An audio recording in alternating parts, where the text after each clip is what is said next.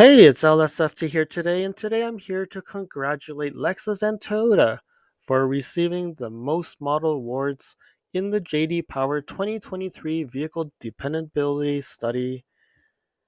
And here is the results. So, Lexus is number one in the vehicle dependability among all brands, with an overall score of 133 problems per 100 vehicles versus the industry average of 186 in the JD Power 2023 US Vehicle Dependability Study.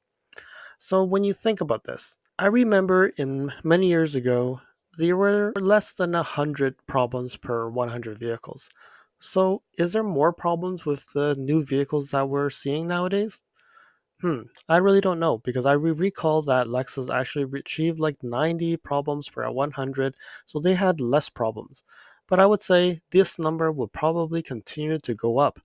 The reason for that is the new Toyota Connect or the Lexus interface probably would have some issues in like as owners we all know that there's problem of connections and all that, and I think those numbers are going to go up in a few years time.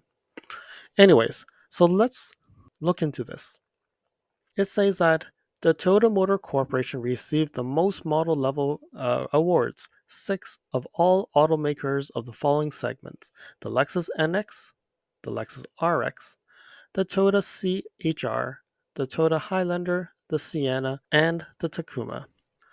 And what they did was, in 2023 US vehicle study, they actually based off 30,000 original owners of 2020 models, and after 3 years of ownership. And then they took the study between August and November of 2022. So when you look at this, the NX was released in 2022, and then 3 years from that, so 2022, 23, 24, and 25. So we'll have to look at the 2025 US dependability study and see if Lexus numbers are gone up or they're about the same. We will have to see if the Lexus interface is in improvement or it actually causes more problems per 100 vehicles. We will have to see. But you can see 186 average is still a bit high, so there may be enough room for them to maintain number one, but we don't know. So let's go over to the JD Power and see more information about this study. All right, now we switch over to the JD Power press release. So here it says Lexus ranks highest among all brands. Kia ranks highest in the among mass market brands for the third consecutive year. So congratulations to Kia as well.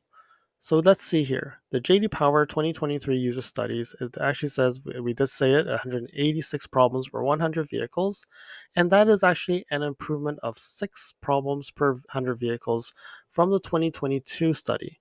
The study examines how 2020 models year are currently performing in terms of quality, component replacement, and appeal, including those vehicles with new technologies, and helps automotive manufacturers design and build better vehicles to stand the tests of time and promote higher resale value.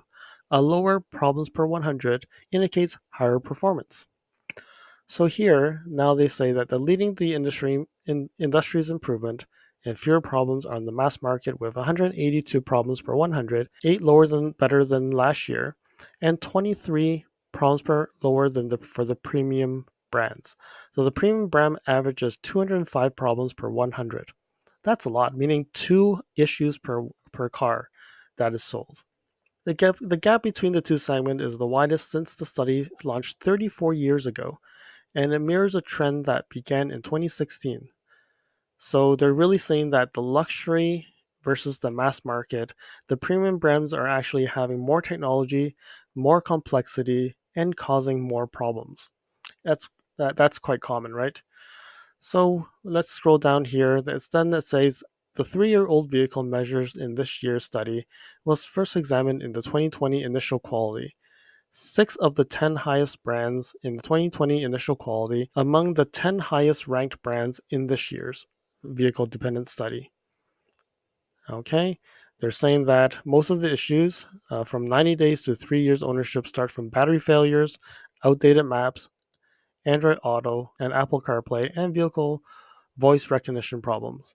The increase in problems in the technology area shows the importance of the over-the-air updates can play in correcting and with the audio system and keeping them up to date.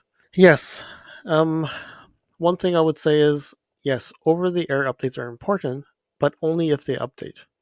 So on my 2022 NX, I've only received one update almost for the whole 12 months. I own the vehicle for almost 11 months now, and I only got one update.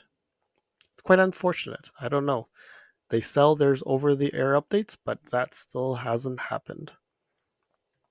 The study was redesigned in 2020 to include features and technologies that are available in current vehicles, and now covers 184 specific problems across 9 major vehicle categories: climate, driving assistance, driving experience, exterior, features, control displays, infotainment, interior, powertrain, and seats.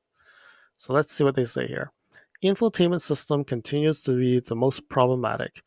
The infotainment category continues to be the most problematic with 49.9 problems per 100 vehicles, almost twice as many problems as the next highest category, which is exterior. 6 of the 10 problems areas are in the study are the infotainment related, including the built-in voice recognition with 7.2 problems per 100, Android Auto, Apple CarPlay connectivity is 5.5, Bluetooth system is 4 problems per 100, touchscreen, display screen, difficulty to use is 4 problems per 100, not enough power plugs, USB plugs, is 3.8 problems per 100. The navigation being incorrect or outdated is 3.3 problems per 100. And they're saying that they're telling that Android Auto and Apple CarPlay trend continues. I don't know. We all think that the Android Auto and Apple CarPlay is great, but seems to always have issues. So technology improves appeal for parts that seem to be outdated. So owners' relationship with their vehicle goes beyond wear and tear on parts. It also includes their expectation of how up to date the technology remains over time. For example, satisfaction scores for vehicle condition improves when vehicle receives over-the-air software updates to infotainment systems that are perceived to not be meeting today's standards. So I think Lexus needs to actually understand this. Like having only one update for the year seems to be a problem because as I actually work as an IT person, continuous software updates actually gives better satisfaction because people will think that you are getting bug fixes, up to date features, and I think that's why Tesla has actually been quite successful with their system. And then we go down to the reduction in component replacement. So nearly two-thirds of vehicles required fewer components replacements in the past 12 months, including weird items, including key fob battery, brake rotors, headlight components and bulbs, and exterior light and bulbs than 2022 study. So one thing that I have noticed that the new NX in about 6 months, I actually had to change the battery. It seemed to be a little bit more frequent than my previous NXs. So I'm not sure if this is going the other way around, but we'll see. We'll see the 2025 number and see does that really change. And then now they're saying that the most dependable model is actually the Toyota CHR and the Lexus RX. They actually have the less problems per 100 vehicles, which is 111. And they say that the both models show improvement in 8 of the 9 problem categories from a year ago. And the biggest problem solvers is the top 3 brands. Ram having 77 problems per 100 improvement, Volvo having 41 per 100, and Nissan having 35 per 100 improvement. Now we look at Tesla. So this is the first time Tesla is actually in this study. So it does say here Tesla is included in the industry vehicle dependability study calculation this year for the first time.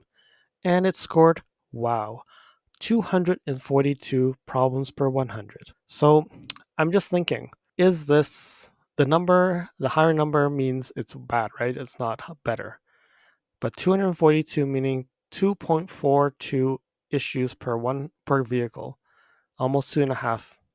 I don't know, is it like the window falling off or something is caused only one problem? But we'll see. But they did say that Tesla does not allow JD Power to access the owner information in the states where the permission is required by law, so the Tesla vehicles remain ineligible for awards.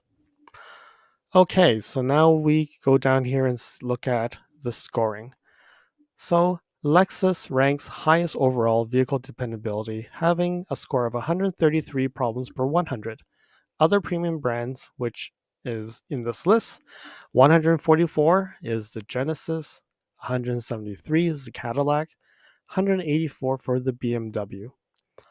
Kia is the number one in the mass market with 152, and then it followed by Buick with 159, Chevrolet with 162, Mitsubishi 167, and Toyota at 168.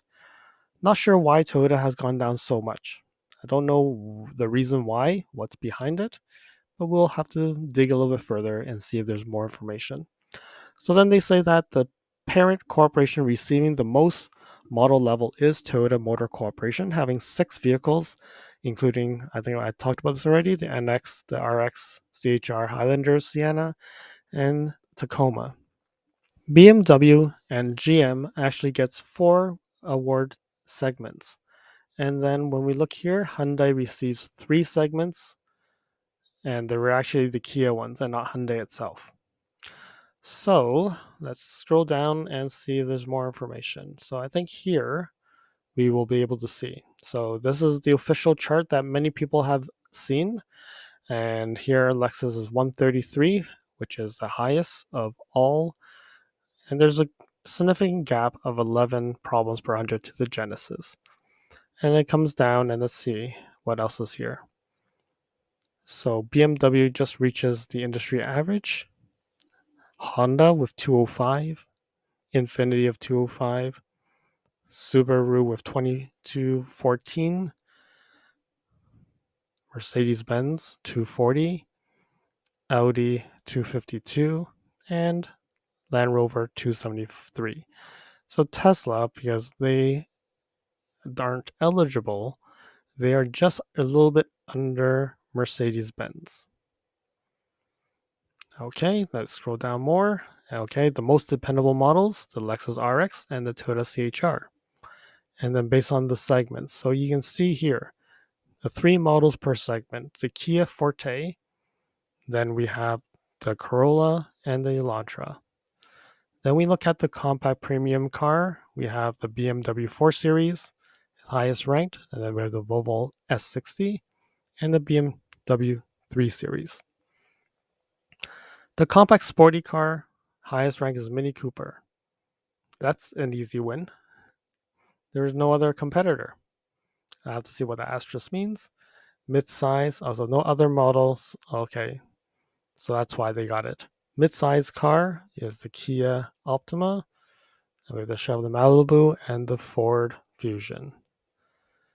Scroll down more. Okay, the compact SUV, the Kia Sportage, and then we have the compact premium SUV, which is the NX.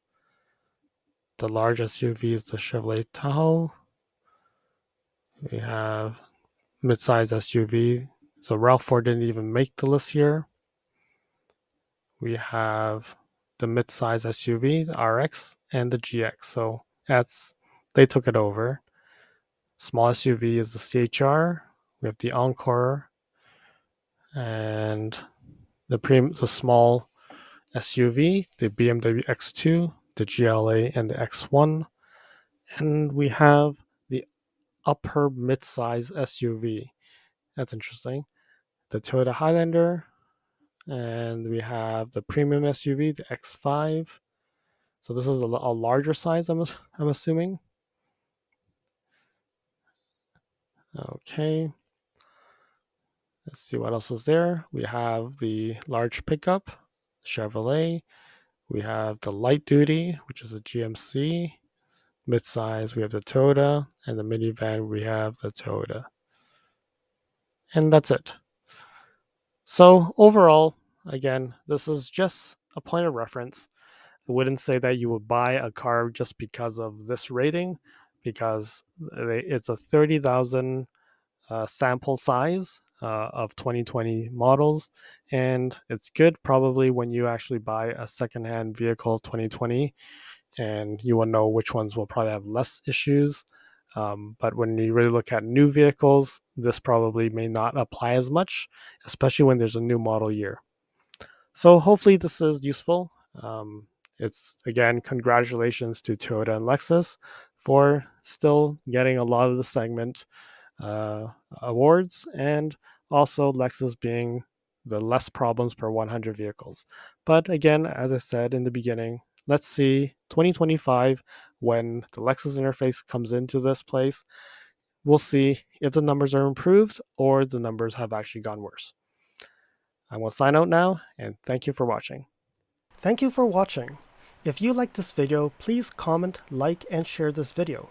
If you'd like to see more videos like this, you can subscribe to my channel and press that alert button to get notified when new videos are posted. If you'd like to support the channel, you can definitely provide a super thanks. I'll see you guys again next time in the next video.